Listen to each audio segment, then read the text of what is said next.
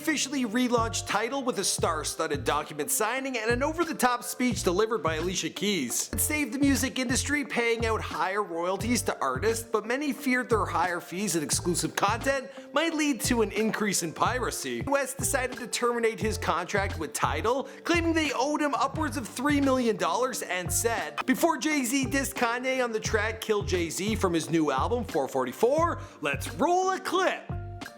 Okay, apparently we can't roll a clip because at the time of this recording, 444 is still a Tidal exclusive. I went to iTunes looking for his album and I couldn't find it. But my homie sent it to me, you understand me? But shout out to Jay-Z.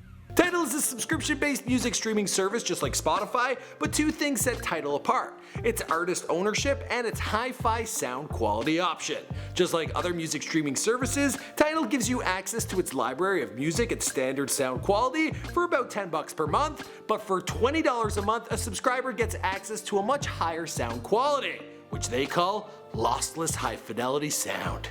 This is not a sponsored video. Just telling you what we're working with. It's much better sound quality, but chances are you won't notice the difference unless you have really good ears and you're listening to the music on some very good equipment.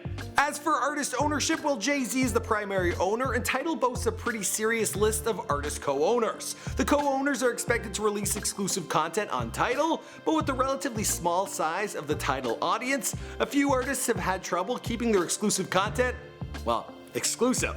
And considering that Kanye was once one of Tidal's biggest attractions, is leaving the company, it seems like a bad omen for Tidal. Wouldn't you say? What's going on, guys? My name is Michael McCrudden, documenting the history of Tidal, here for you on Before They Were Dead. And that is with a question mark. Really, I'm not sure if it's over or if it isn't. You guys let me know what you think in the comments down below. We've also done a Before They Were Dead video on Vine and SourceFed, but let me know who you want me to document next in the comments down below. Okay, let's go.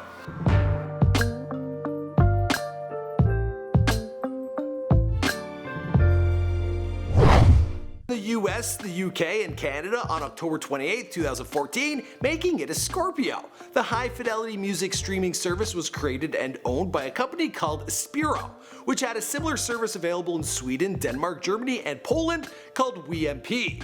WeMP first launched in Norway on February 19, 2010. In January of 2015, Tidal launched in 5 more countries: Ireland, Finland, the Netherlands, Belgium, and Luxembourg. At the same time, Jay-Z's holding company, Project Panther Bidco Ltd, well, they submitted a bid to buy Spiro for $56.2 million. On March 13th of that year, the deal was finalized, putting both WeMP and Tidal into Jay-Z's hands. As Jay-Z started to revamp the company, it became clear the old leadership of the company would have to go. The original Spiro offices in Stockholm were closed on April 16, 2015, with all the Swedish employees terminated. Hasta la vista. CEO Andy Chen was fired and replaced with a new CEO, Peter Tonstad. Jeff Toig would replace him as CEO in December of 2015 and would stay with the company until May of 2017. At that point, well, Jeff Toig, he left the company too. And at the time of this recording, they have no official CEO. But losing its third CEO in 2 years is not a great sign that the company is thriving. Still, there was nothing but over-the-top optimism when the company was officially launched at a press conference on March 30th, 2015. There, several artists were introduced as the owners of Tidal: Jay-Z, Kanye West, Beyonce, Rihanna, Nicki Minaj, Daft Punk, Jack White, Madonna, Arcade Fire, Alicia Keys, Usher, Chris Martin, Calvin Harris, deadmau5, Jason Aldean, and J. Cole. Aside from owning the company, these artists would be expected to offer exclusive content for the platform, and after the press conference, well, Tidal announced they gained 100,000 new subscribers. Which might sound like a lot. Telling you, Jake Paul and Logan Paul, they're pulling that in a day on YouTube. Anyway, by the way, if the idea of artist ownership sounds cool, you should know that in reality, other than Jay-Z, these artist co-owners have a 3% stake in the company. The largest owner of Tidal now, other than Jay, appears to be Sprint, which bought a 33% stake in the company in January of 2017 for $200 million. They probably just wanted to know what was behind like Daft Punk's mask. Like, we'll find out this way. And they still haven't. Bad joke. Soon other artists would join the Tidal family. In June of 2015, Lil Wayne joined Tidal and released the Tidal exclusive track Glory. T.I. would join in February of 2016 and drop his single Money Talk as a Tidal exclusive. But one of the biggest Tidal exclusives of all time was Beyonce's album Lemonade, released on April 23, 2016, with singles like Hold Up, Sorry, and Formation. My daddy Alabama, mama Louisiana. You mix that Negro with that Creole, make a Texas Bama. While the album delighted fans and stirred up the infamous Becky controversy, it didn't stay a Tidal exclusive for very long. Just 2 days later, the album was made available on Amazon Music and iTunes, and a physical version arrived at retailers on May 6th. That's right, even Jay-Z's wife couldn't keep her album a Tidal exclusive. And she wasn't alone.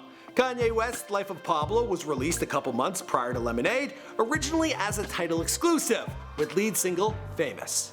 Great looking work. Gained Tidal a significant increase in subscribers, but with Tidal's limited reach, it wasn't long until Kanye released the album to competing streaming services that it reached its full potential.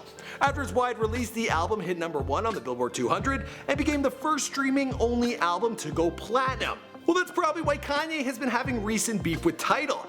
At the beginning of July of 2017, Kanye cut ties with Tidal, threatening to release his next album on competing streaming services and suing the company for $3 million. He says they owe him in royalties and bonuses. Tidal claims it will sue Kanye if he releases his album on a competing streaming service, and Jay-Z hit Kanye more directly with subliminal disses from his track Kill Jay-Z, in particular the lyrics. You dropped out of school, you lost your principles. I know people backstab you. I felt bad too. But this fuck everybody attitude ain't natural. But you ain't a saint. This ain't kumbaya. But you got hurt because you did cool by yay. You gave him 20 million without blinking. He gave you 20 minutes on stage. Fuck was he thinking? Fuck wrong with everybody is what you saying, but if everybody's crazy, you're the one that's insane. That song was featured on Jay-Z's new album 444, which has been critically praised and was dropped as a Tidal exclusive on June 30th, 2017. Aside for its subliminal disses and the fact that it seemed to confirm suspicion about Jay cheating on Beyonce, it drove a new wave of controversy for Tidal. New users who signed up for Tidal were disappointed to find that the album was not available for that. Producer Mark Ronson, best known for Uptown Funk, he tweeted out, "I signed up for Tidal solely to listen to a Jay-Z album, which turns out is the only thing I can't listen to on Tidal." Within a few days, the album was available for all Tidal users, but some damage to the platform's reputation was already done. Add to that the fact that at the time of this recording, Tidal is facing a lawsuit and public criticism from one of the biggest artists, and it's burned through 3 CEOs. The platform has some serious hurdles to overcome. But at the same time, the recent wave of negative criticism has ironically only driven more users to the platform. According to Google Trends, search interest in the platform has recently spiked, with more than double its usual traffic. So will the scandals bring Tidal down or revitalize it? Well, we'll have to wait and see, but I think you can tell where I'm placing my money because this is before they were dead. My name is Michael McCrudden, and sometimes we make random videos like this because we like to mix things up, that stuff that's going on in the technology world. Or sometimes when something dies, like Vine, it's just funny. Anyways, let us know who's next in the comments down below. My name is Michael McCrudden, and I got sweaty again. It's a joke. Bye.